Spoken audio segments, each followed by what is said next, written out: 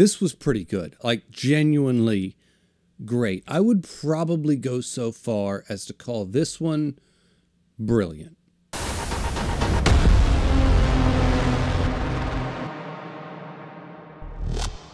And of course, I am talking about Goodbye Eri, which is the Patreon pick for the month of September. So huge shout out to Max13, who is the patron who suggested and recommended this to me this month. Also, if you are interested in supporting me and the channel, or just want to have a say in what I read every single month, the link for my Patreon is always in the description below. Now let's talk about Goodbye Eri. And to be quite honest, for a one-shot, I mean, this is the entirety of the story. This does a lot. The amount of ideas and discussions that we can have. I have a lot to say about this. I have more to say about this tiny little book than I do like entire arcs of other manga. It's wild. I mean, it's truly fascinating the amount of things that this achieves in this tiny little book. And it's a pretty simple story. It could literally be summed up, and you could take the entire meaning of this to be, it's a book about how we remember loved ones after they die. Done. That could be the entirety of what you take from this, and that would not be the wrong thing to take from this. Because it is about that, but at the same time, it's kind of not about that, and it's also about a whole bunch of other things all at the same time. Also, I'm going to spoil the shit out of this manga, so if you haven't read it, it is super short. It is super quick read. Go read it. I highly recommend it. I really recommend you read it and not watch this video until after you've read it, because I am going to spoil the shit out of this manga, and it is definitely worth a read unspoiled. Luckily for me, I literally knew absolutely nothing about this. Max suggested it. It's the one that won. So I ordered it and I opened it and I was like, oh my God. Like I was not prepared for what I was getting myself into. And if it is at all possible for you to go into this as unprepared as I was, do it. Do yourself that favor and do it. So anyway, real quick rundown of the story before we get started. Yuta's mom tells him that she wants to record her last dying days and the act of her death. He can't do it. He does record her last dying days, but he can't record her actual death. Then he turns that into a movie, shows it to a school. They hate it. Then he runs into another girl who he ultimately will end up recording her dying days and her death. So that's it in a nutshell. That's the story. But at a certain point in the story, about halfway through, we realized that his mom actually wasn't that nice of a person. She was actually kind of mean to him, and she was kind of shitty.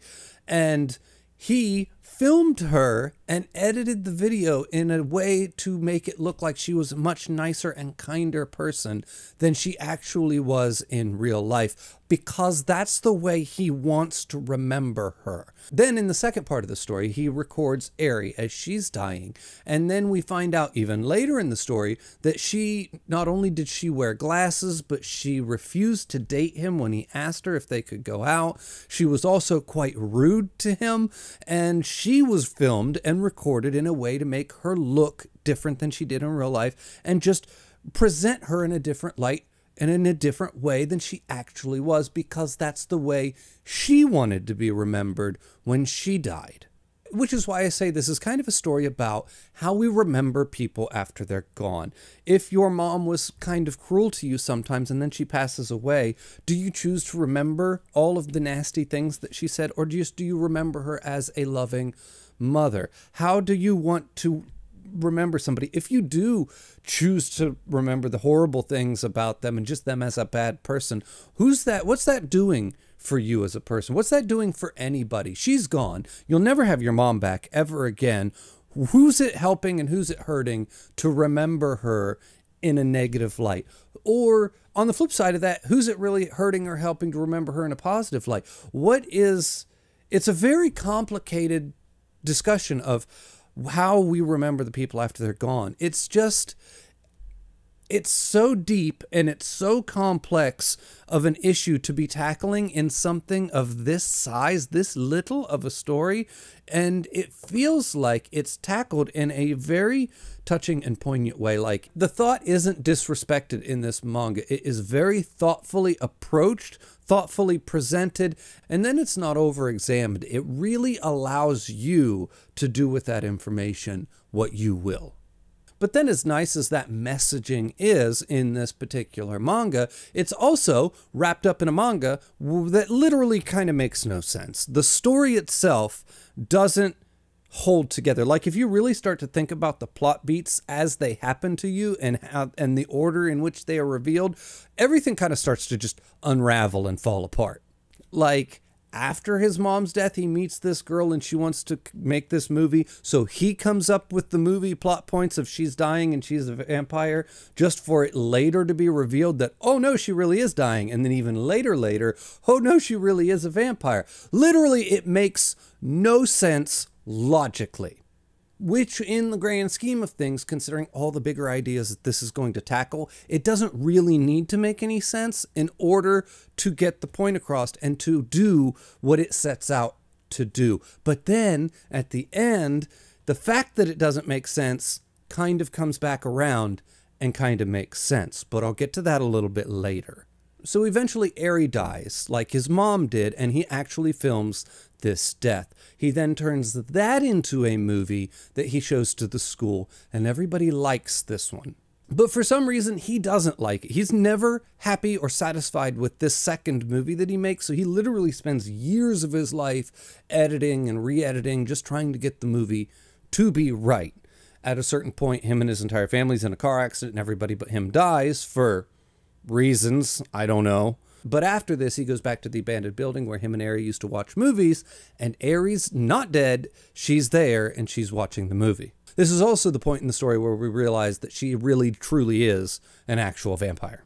Now, at this point, I'm going to circle back around to that main theme of the book, and that is how we remember the dead. Because that second movie was not how he wanted to remember Eri, but it was how Eri herself wanted to be remembered. And we find out that part of Eri's vampirism or whatever, she is immortal, but every once in a while she dies and is reborn. And when she's reborn completely without any memories. So this time when she dies, she wants a document of her life and who she was. So when she's reborn, she has something to remember herself by.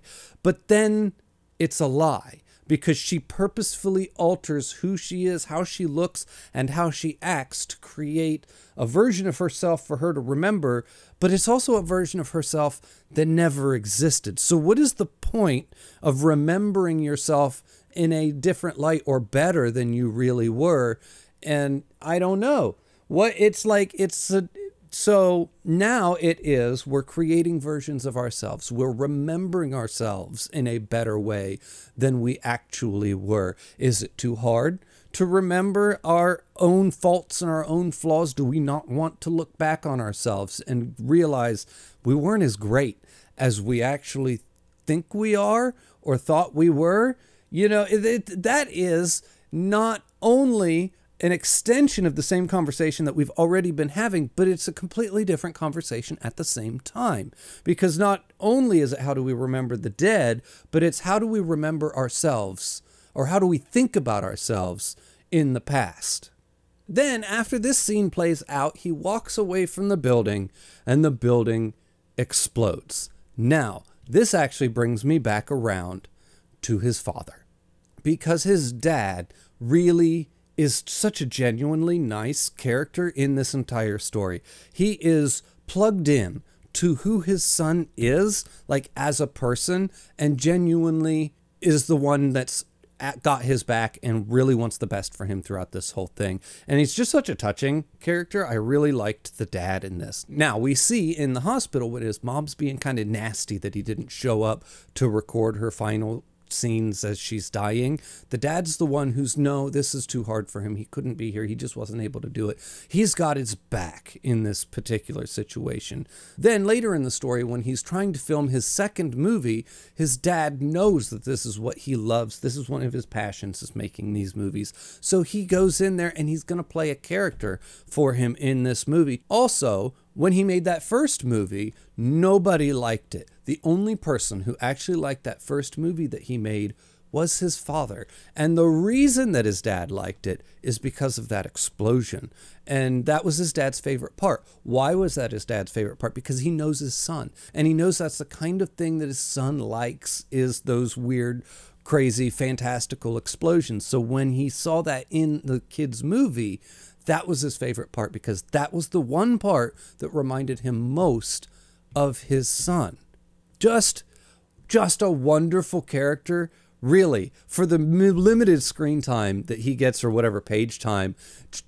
One of the best, most wholesome little characters in the whole thing. And this, of course, brings me back to the explosion at the end of the manga, because like I said, this manga literally makes no sense narratively. It kind of falls apart if you start to think about it, but that also kind of makes sense by the explosion at the end of the story. But I can't talk about that without talking about the art. Now, the art in this is amazing, and it's not because it's technically proficient. It's not because it's hyper detailed. It's not because it's so realistic and lifelike, or that's not what makes the art in this amazing. What makes this art amazing is due to the fact that every single panel is done in the exact size and ratio, essentially, of a cell phone screen.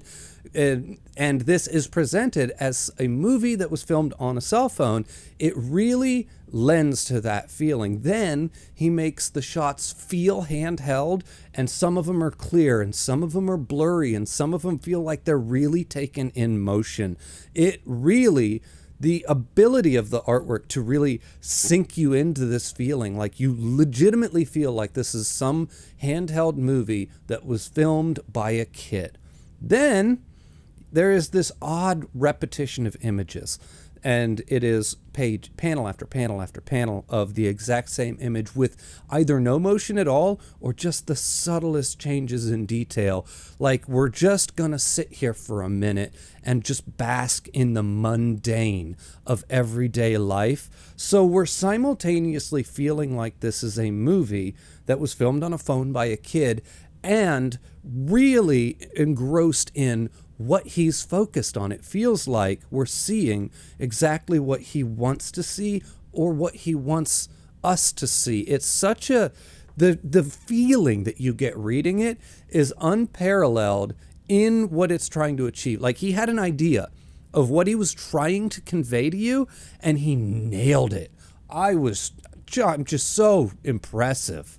And it is extremely important to point out that at no point from the second this starts to the second it ends does it ever leave that perspective of what we're seeing on that screen. And that's important because this isn't a story that we read. This isn't a manga that we just read. This is not anything like that. What we just experienced was, we just watched the movie. That wasn't the story of Yuta's life. That wasn't the story of him filming all of these people. That was the movie. We just watched the movie. So then that recontextualizes everything that we just read, because the whole underlying theme of this is how we remember people and how we want to be remembered, or how we want to remember our mother, or something like that. So then that leads me to the dad. That's just the nicest, most wholesome character in the entire book. Was he really